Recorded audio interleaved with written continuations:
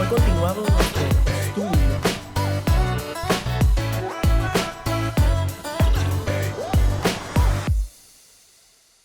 y hoy estamos continuando con nuestra serie sobre los últimos días. Si usted ha venido las últimas semanas, bueno, pues ha escuchado una serie de mensajes en donde hemos argumentado que pareciera que se están poniendo las fichas en orden para que se cumplan las profecías bíblicas con respecto al fin de los tiempos. Nosotros iniciamos considerando, si recuerdan, el tema de la preservación de Israel.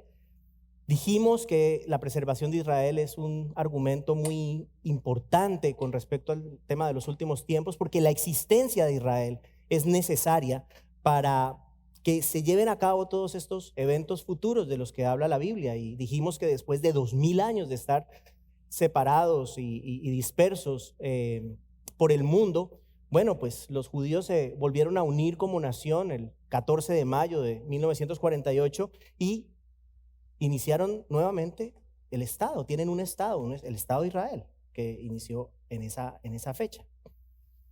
Hablamos del mundo de hoy. No sé si lo recuerdan, dijimos que este mundo pues está un poco patas arriba. Hablamos de la degradación moral que se vive en nuestro día, una degradación que ha llevado al ser humano a tomar como verdad lo que es irracional. Hablamos que hoy se debate lo que es ser hombre y ser mujer, algo que nunca se ha visto en la historia de la humanidad. Hablamos del abandono masivo de la fe cristiana, particularmente en Europa. Y también tocamos el tema tecnológico, muy interesante, con el tema de la inteligencia artificial, y dijimos que, bueno, el hombre está llegando a un punto en el cual está creando una inteligencia superior a la propia. Y la semana anterior hablamos del rapto, el arrebatamiento de la iglesia. Dijimos que este evento es una antesala de una serie de sucesos que van a ocurrir, que culminan con la segunda venida de Cristo y su reino de 1000 años sobre la tierra. Entonces, en esta mañana tenemos un tema muy interesante, muy interesante. Vamos a hablar de un personaje central en los planes de Dios con respecto al fin de los tiempos. Y ese personaje es el que conocemos como el anticristo, el anticristo. Y digo que es un personaje central porque, como vamos a ver hoy, la aparición de este individuo en la escena mundial es un requisito para la segunda venida de Cristo. Es necesario que esta persona aparezca en el mundo para que Cristo regrese. Y este hombre no será uno más en la lista de hombres malvados que han sometido a millones de personas. Y la realidad es que la humanidad ha visto a hombres muy malos, muy malos. Nerón, el emperador, por ejemplo, es conocido porque se dice que utilizaba a los cristianos como antorchas para iluminar sus jardines en sus fiestas. Hay personajes históricos a quienes se les atribuyen la muerte de millones de personas, millones. El líder del imperio mongol, Genghis Khan, se estima que aniquiló el 11% de la población mundial, el 11%. En el siglo XIII, más o menos de 38 se estima a 60 millones de personas. Imagínense eso. José Stalin, quien fuera el líder de la Unión Soviética por casi 30 años, se le atribuyen también millones de muertes. Hay historiadores que estiman que bajo su mando murieron cerca de 20 millones de personas, incluyendo, escuche esto, 6,5 millones de personas que murieron de hambre durante los años 1932 y 1933. Y obviamente no podemos dejar de mencionar a Adolfo Hitler, una de las figuras más malévolas que ha existido. Se estima que bajo su mandato, o bajo su mando, cerca de 17 a 19 millones de personas murieron, incluyendo obviamente 6 millones de judíos durante el Holocausto. Pero ¿por qué menciono estos individuos? Porque ni Genghis Khan, ni José Stalin, ni Adolfo Hitler son comparables ni en poder ni en maldad a este emisario de Satanás que un día va a someter a la humanidad bajo su dominio. En el pasaje que veremos en esta mañana, el apóstol Pablo le escribe a la muy joven iglesia de Tesalónica. Recuerde, estos eran personas recién convertidas. Se estima que tenían meses de conocer al Señor solamente. Y Pablo presenta a este individuo llamándolo el hombre de pecado, el hijo de perdición. Interesantemente, esta referencia o esta manera de llamar a alguien hombre de pecado e hijo de perdición se utiliza en la Biblia una vez más. Adivine, para mencionar a quién. A Judas. A Judas. Esta iglesia estaba padeciendo una gran persecución. Nuevos en el evangelio, creyentes muy jóvenes, padeciendo una gran persecución. Les dije la semana pasada, Pablo había tenido que salir corriendo porque los judíos que vivían en esta ciudad de Tesalónica querían matarlo por predicar el evangelio. ¿Y qué sucedió? Bueno, que los nuevos creyentes heredaron el odio que estos judíos le tenían a Pablo y empezaron a perseguirlos de una manera brutal, terrible. Los mataban. Entonces, ¿qué pasa? Usted imagínese llevar meses en el evangelio. Imagínese usted ser un creyente nuevecito y le empiezan a matar a sus seres queridos, empiezan a matar a los hermanos. Estas personas estaban desconsoladas. Pero adicional a eso, como si no fuera suficiente, se habían levantado en la iglesia de Tesalónica falsos maestros, que básicamente estaban diciendo, primero se hacían pasar por Pablo y por los apóstoles, y les estaban diciendo que habían perdido el rapto y que estos sufrimientos que vivían eran parte del juicio de Dios. Imagínese el panorama para estas personas. Entonces el apóstol Pablo escribe para tranquilizarlos, para calmarlos y asegurarles que esa persecución que están enfrentando no tiene nada que ver con el juicio de Dios, no tiene nada que ver con la tribulación. Porque les recuerda que ese día del juicio de Dios no puede llegar todavía hasta que aparezca el hombre de pecado, que conocemos como el anticristo. Entonces, esto que acabamos de hablar es el contexto del pasaje de hoy. Es lo que hay alrededor del pasaje de hoy. El pasaje de esta mañana lo encontramos en Segunda de Tesalonicenses, el capítulo 2, los versos 1 al 12. Segunda de Tesalonicenses, capítulo 2, versos 1 al 12, como es nuestra costumbre. Vamos a pararnos, por favor, ponernos de pie para leer la palabra de Dios. Tenemos Biblias. Si usted no tiene una Biblia, por favor, puede tomar una Biblia si quiere seguir la lectura. Dice el Señor, escuche: pero con respecto a la venida de nuestro Señor Jesucristo y a nuestra reunión con Él, les rogamos, hermanos, que no sean sacudidos fácilmente en su modo de pensar, ni se alarmen, ni por espíritu, ni por palabra, ni por carta, como si fuera de nosotros, en el sentido de que el día del Señor ha llegado. Que nadie los engañe en ninguna manera, porque no vendrá sin que primero venga la apostasía y sea revelado el hombre de pecado, el hijo de perdición. Este se opone y se exalta sobre todo lo que se llama Dios o es objeto de culto, de manera que se sienta en el templo de Dios, presentándose como si fuera Dios. ¿No se acuerdan de que cuando yo estaba todavía con ustedes les decía esto? Ustedes saben lo que lo detiene por ahora, para ser revelado a su debido tiempo, porque el misterio de la iniquidad ya está en acción. Solo que aquel que por ahora lo detiene, lo hará hasta que él mismo sea quitado de en medio. Entonces será revelado ese impío a quien el Señor matará con el espíritu de su boca y destruirá con el resplandor de su venida. La venida del impío será conforme a la actividad de Satanás, con todo poder y señales y prodigios mentirosos, y con todo engaño de iniquidad para los que se pierden, porque no recibieron el amor de la verdad para ser salvos. Por esto, Dios les enviará un poder engañoso para que crean en la mentira, a fin de que sean juzgados todos los que no creyeron en la verdad, sino que se complacieron en la iniquidad. Es palabra de Dios, hermanos, por favor tomen asiento.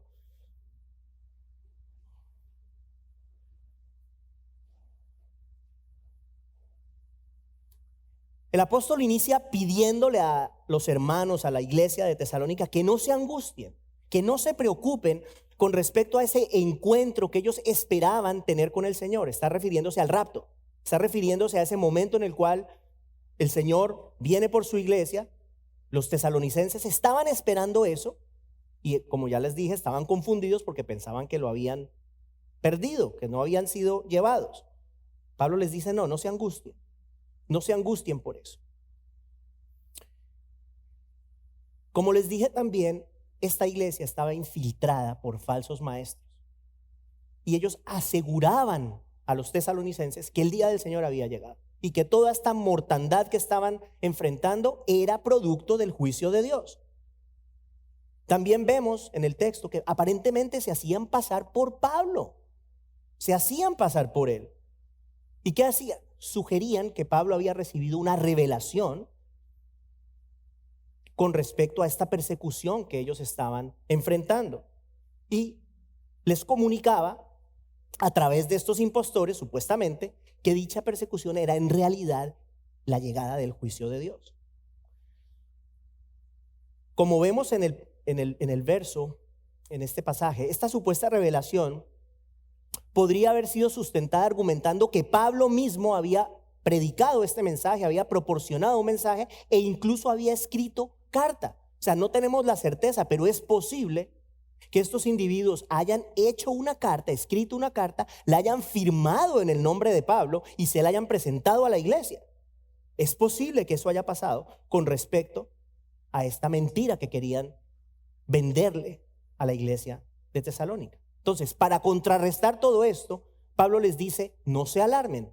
No se alarmen, dice, ni por espíritu, ni por palabra, ni por carta, como si fuera de nosotros.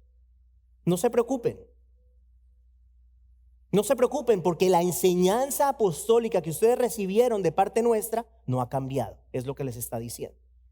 Y no importa las evidencias que ustedes puedan recibir, así parezcan genuinas, ustedes, tesalonicenses, no deben creer estas mentiras.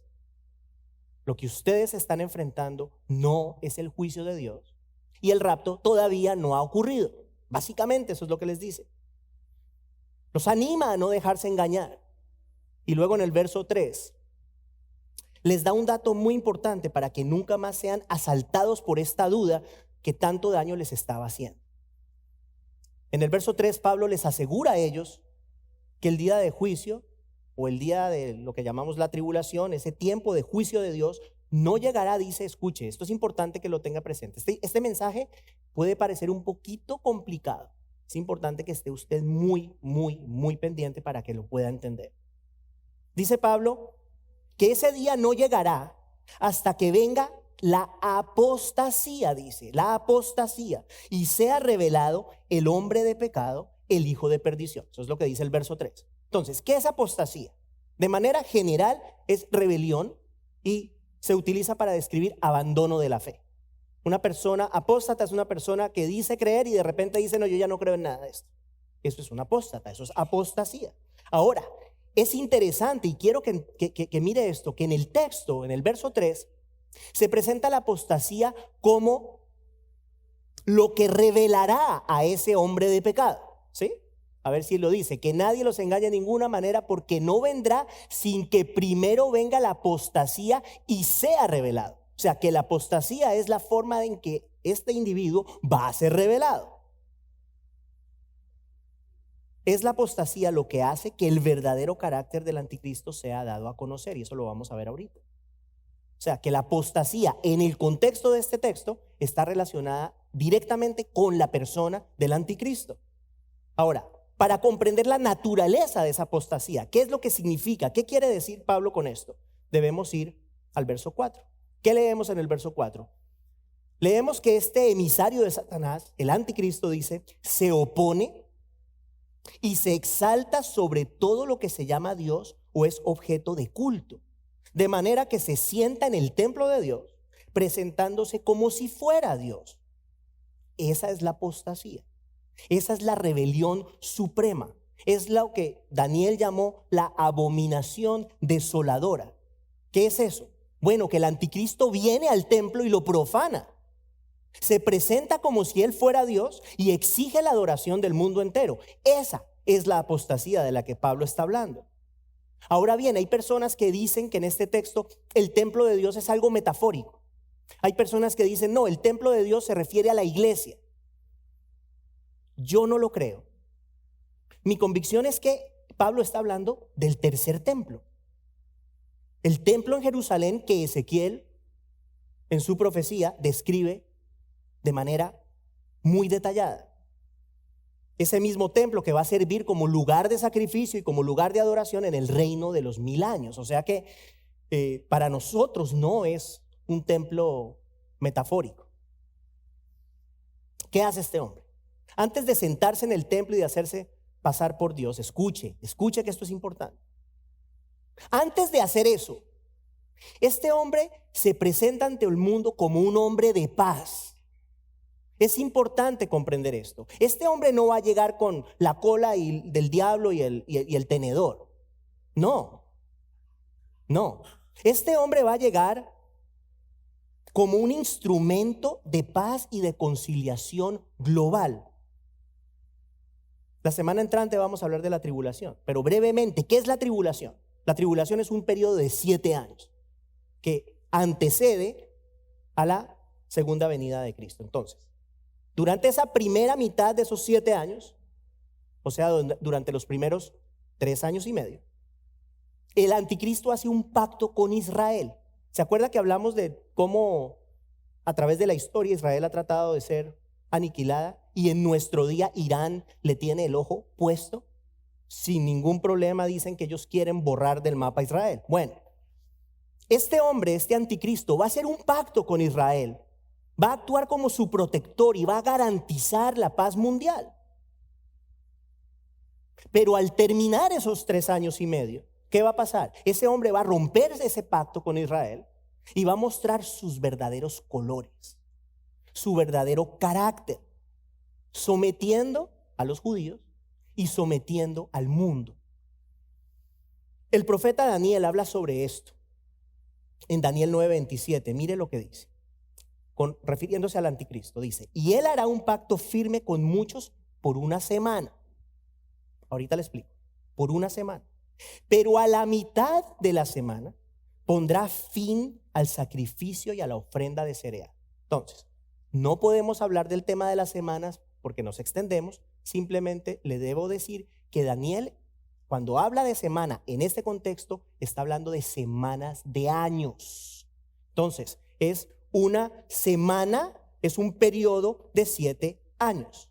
Eso es lo que Daniel está hablando en este contexto. Y luego dice, a la mitad de la semana, es decir, a los 3 años y medio, es cuando el anticristo rompe su pacto con Israel, como lo acabamos de decir. Otro pasaje, Daniel 7:25. Escuche esto. Hablando nuevamente del anticristo, dice, él proferirá palabras contra el Altísimo y afligirá a los santos del Altísimo e intentará cambiar los tiempos y la ley y les serán entregados en sus manos por 3 años y medio.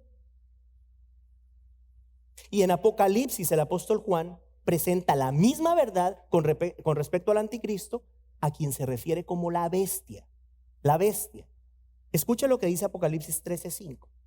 A la bestia se le dio una boca que hablaba palabras arrogantes y blasfemias, y se le dio autoridad para actuar durante 42 meses.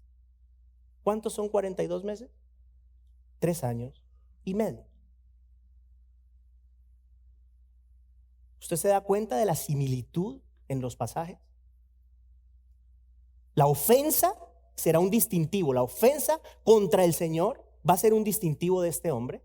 Va a proferir blasfemias, va a hablar malas palabras en el nombre de Cristo, va a profanar el nombre de Cristo. Y el tiempo de su dominio lo presentan estos tres textos que acabamos de ver en formas diferentes. La mitad de la semana, 3 años y medio y 42 meses. Es lo mismo. Es lo mismo. 3 maneras de mencionar el mismo periodo de tiempo. Este emisario de Satanás, el más poderoso de todos los hombres que han pisado este planeta, de todos los hombres malvados que han pisado este planeta, mostrará sus verdaderos colores en la mitad de la tribulación, al final de esos primeros 3 años y medio. Para entonces, ahí sí, posteriormente a eso, someter a la humanidad, someter al mundo durante los siguientes 3 años y medio, que es lo que conocemos como la gran tribulación.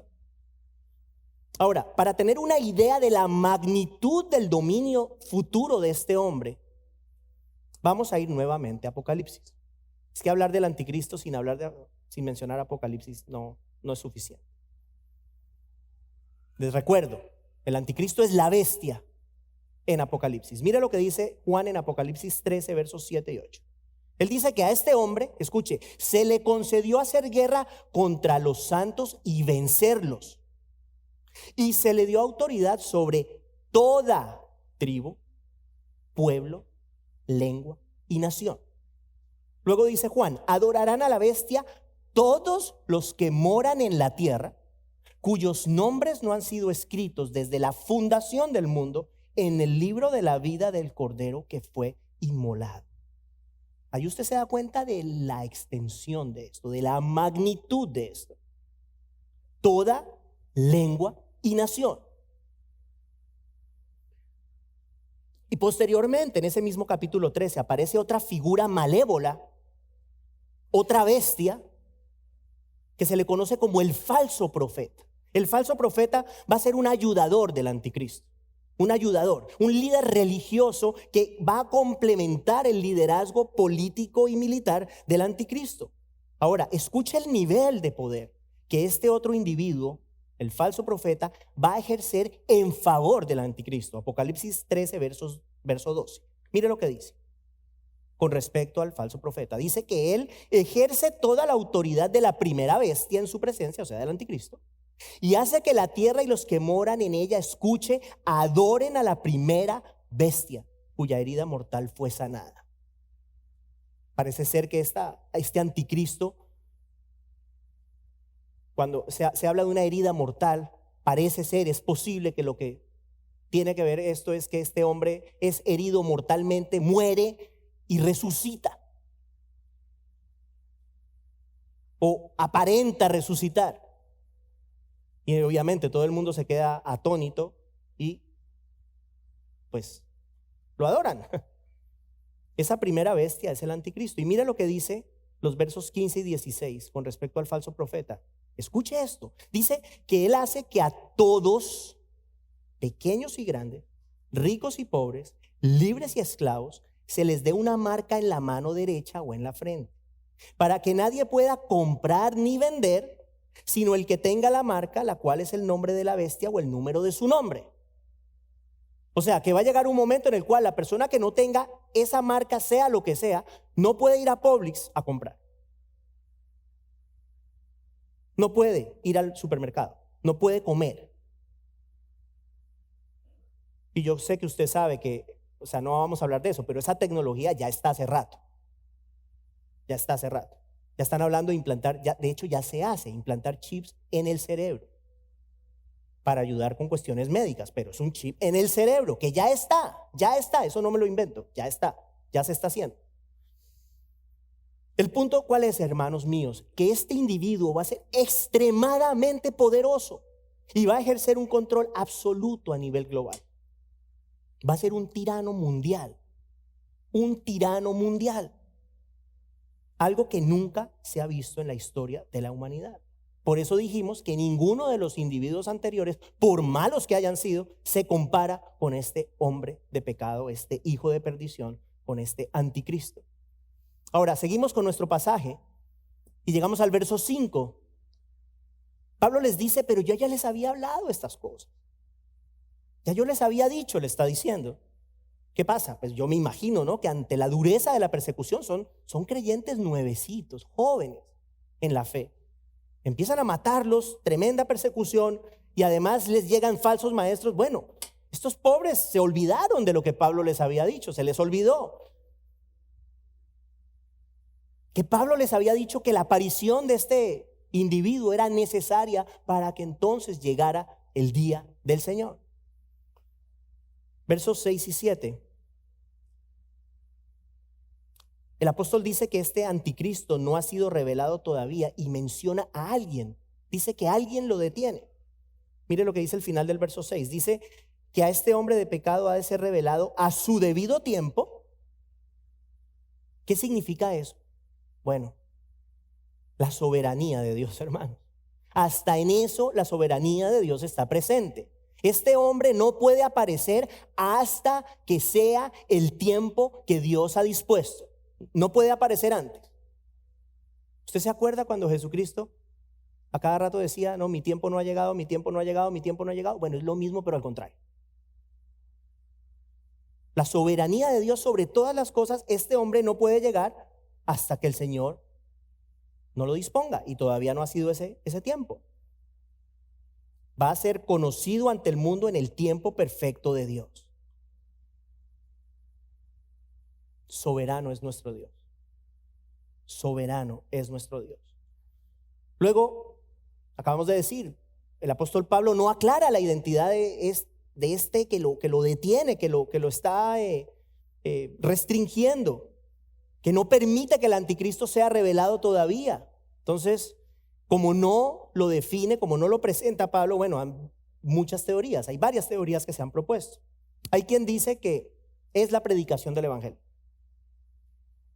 La predicación del evangelio, lo que restringe la llegada del anticristo. Otras afirman que es la iglesia.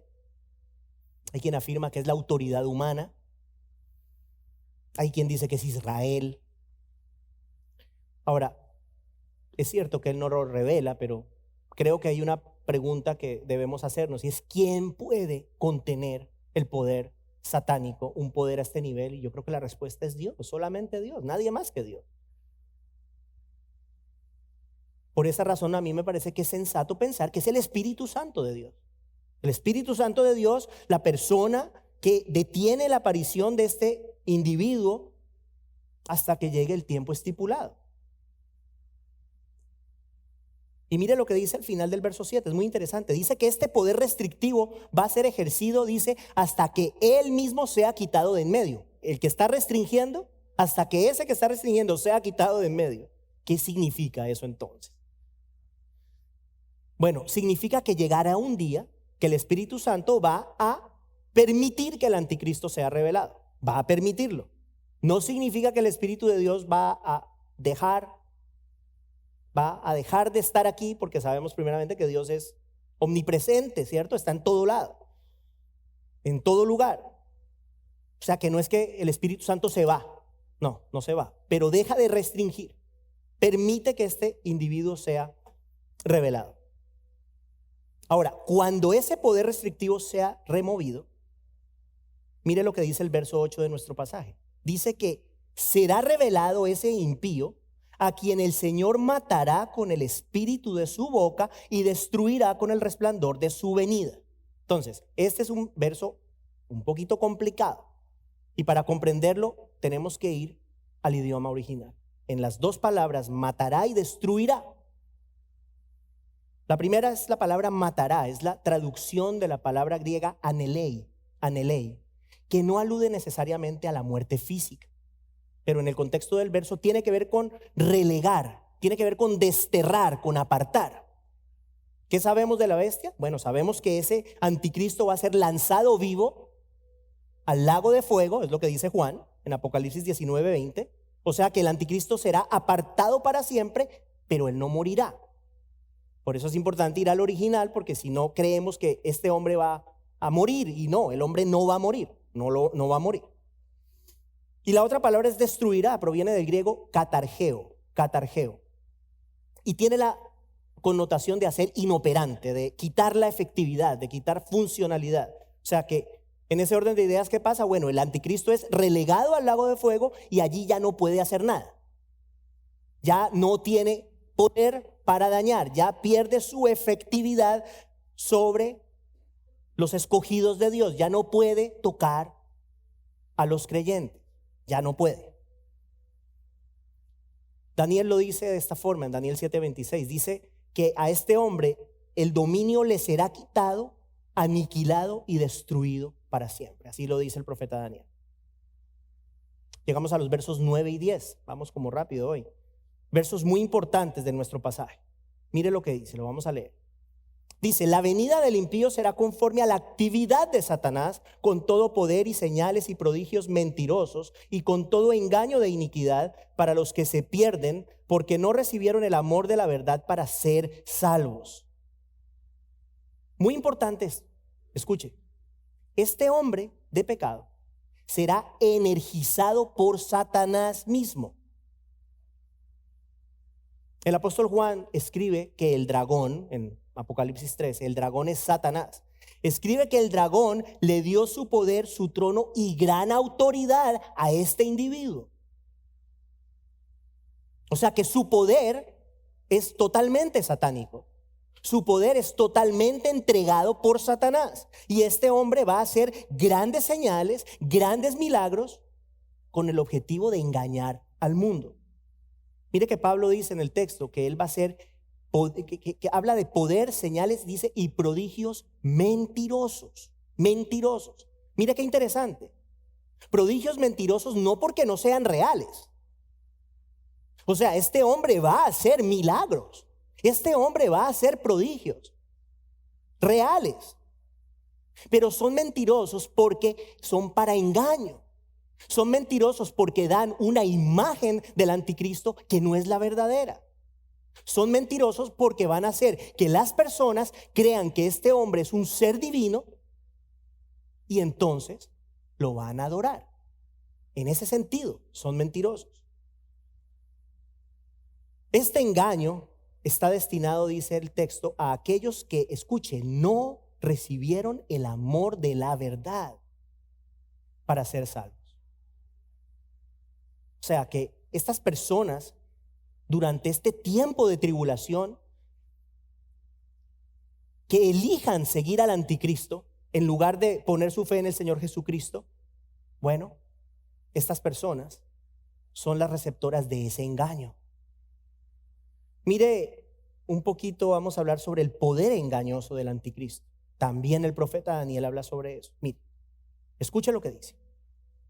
Y por su astucia, por la astucia del anticristo, por su astucia, hará que el engaño prospere por su influencia. Él se engrandecerá en su corazón y destruirá a muchos que están confiados. Aún se levantará contra el príncipe de los príncipes, o sea, el Señor, pero será destruido sin intervención humana. Daniel 8:25. O sea que la influencia es grande y es real. Y llegamos al final del texto, versos 11 y 12, donde el engaño y la iniquidad siguen siendo temas centrales. Mire lo que dice, versos 11 y 12. Por esto Dios les enviará un poder engañoso para que crean en la mentira, a fin de que sean juzgados todos los que no creyeron en la verdad, sino que se complacieron en la iniquidad. Este final es impresionante. Piensa en esto. A pesar de todos los juicios que va a haber en la gran tribulación, y algo hablaremos de eso la próxima semana, no será mucho, pero por lo menos algo para que ustedes tengan una idea. A pesar de todos los juicios que va a haber, la gente, muchas personas van a rechazar a Dios. Van a rechazar al Señor Jesucristo, se van a negar creer en el Señor. Como dice Pablo en el texto, se negarán a recibir el amor de la verdad para ser salvos. Y se acuerda que hace unos días hablamos de Romanos 1. ¿Qué hace Dios cuando el hombre decide rechazar y rechazar y rechazar? Hagan lo que quieran. Eso es lo que hace Dios. Bueno, eso es lo que va a pasar en el futuro. Por ese rechazo, escuche esto, por ese rechazo es Dios el que manda ese poder engañoso. Esto es tremendo. Es Dios mismo el que manda el poder engañoso para que estas personas que no creen sean juzgadas. Eso es lo que dice. Y nuevamente leemos esto y lo que sale a relucir es la soberanía absoluta de Dios. Dios es un Dios absolutamente soberano. Este engaño sin precedentes que va a tener lugar en los tiempos finales llega a su clímax a través del anticristo y ese ayudador, el falso profeta. Ese engaño es enviado por Dios como un acto de juicio hacia aquellos que rechazan a Cristo. ¿Por qué digo que esto es importante? Siempre les he dicho que es muy necesario que tengamos una concepción bíblica de Dios. Que no nos imaginemos a un Dios que no existe. Que no nos hagamos un Dios a nuestra imagen y semejanza. Sino que miremos en la palabra de Dios quién es Dios. Y aquí estamos viendo, bueno, que toda esta locura que viene y todo este engaño que viene, lo envía el Señor para juzgar a aquellos que rechazan a Cristo.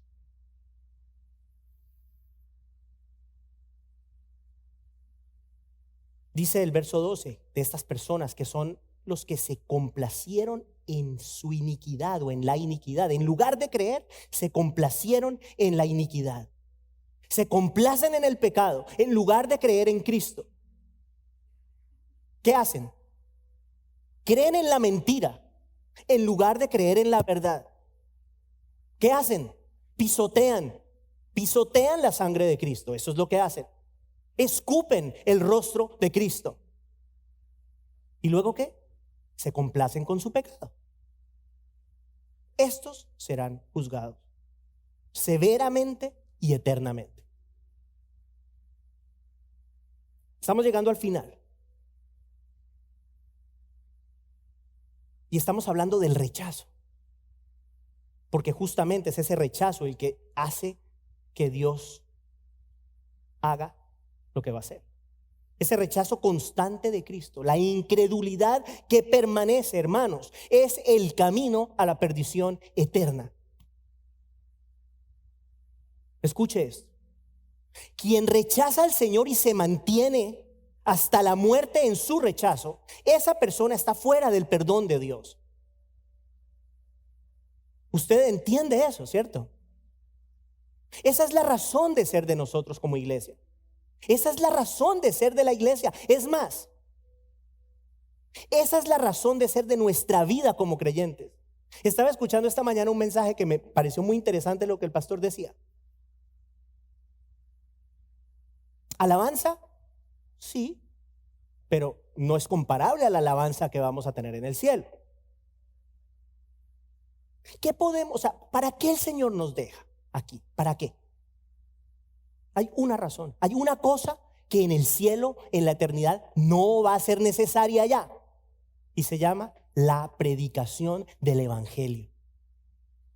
Todo lo demás, si fuera por todo lo demás, el Señor nos lleva. ¿Para qué estar aquí? ¿Para qué estar aquí? Pero este mensaje tiene que ser predicado por todo el mundo, dice la palabra de Dios. Para eso estamos aquí. Para que las personas que no han escuchado este mensaje puedan escucharlo y puedan creer. Para que entonces puedan tener una esperanza de vida eterna. Para eso existimos. Para eso existimos como creyentes. Estos sucesos de los que hemos hablado hoy, esta revelación del anticristo a la humanidad y sus efectos con respecto al dominio que este hombre va a tener sobre el mundo, gracias al Señor es algo que la iglesia no va a ver. Así lo creemos firmemente. Nosotros no vamos a ver este tiempo, no vamos a estar en ese momento porque seremos eximidos de vivir estos tiempos tan complicados. Creemos realmente que el Señor va a venir por nosotros antes. Vamos a estar disfrutando de la presencia del Señor cuando todas estas cosas estén pasando. Ahora, la semana anterior estudiamos Que cuando Cristo venga por su iglesia, ¿qué va a pasar? Bueno, las personas que hayan muerto creyendo en Él van a ser resucitadas, y los que estén o estemos vivos, dice Pablo, seremos transformados en un abrir y cerrar de ojos. ¿Qué significa? Recibiremos un cuerpo glorificado, un cuerpo nuevo, como el cuerpo de Cristo. Eso es lo que dice. Y todos los creyentes en ese momento, dice la palabra de Dios, seremos arrebatados al cielo junto con Cristo. ¿Por qué le digo a usted estas cosas? Porque si usted o alguien que nos ve todavía no ha creído en el Señor Jesús como su Dios y Salvador, siempre lo decimos, hoy es el día de la salvación. Hoy. Mañana puede ser tarde. Hermanos, tras su muerte el Señor Jesús resucitó. Esa es la gran diferencia entre Jesús y el resto, ¿cierto? Que el Señor Jesús resucitó y está vivo. Y por eso nosotros, ustedes y yo, y todos los que creemos en Él, tenemos esperanza de vida eterna. Eso es básicamente el Evangelio. La persona que esté viendo, persona que esté aquí, si hay alguien que no cree en Cristo, alguien que nos esté viendo o nos vaya a ver en un futuro,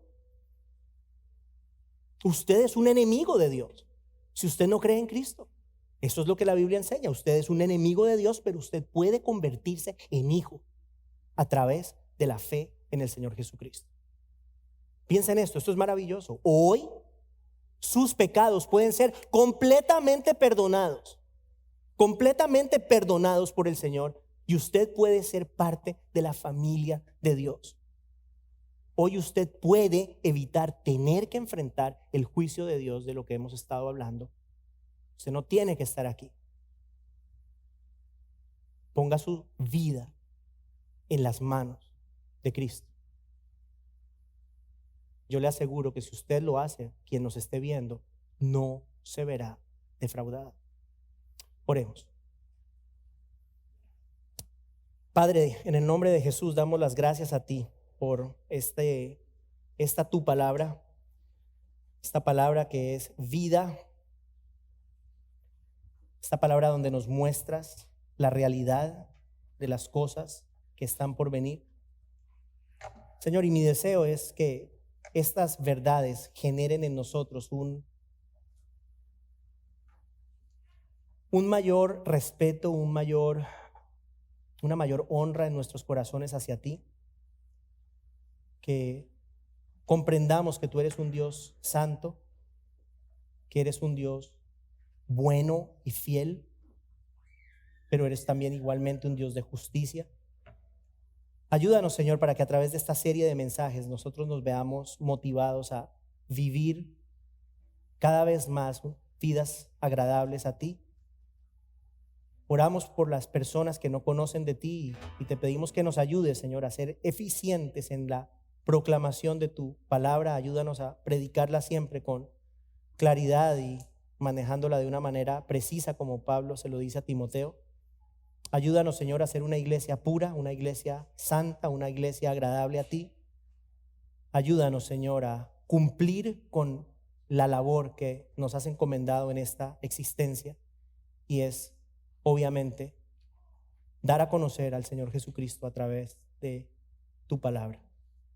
Ayúdanos, dirígenos, y te pedimos que estés siempre con nosotros en el nombre de Jesús. Amén.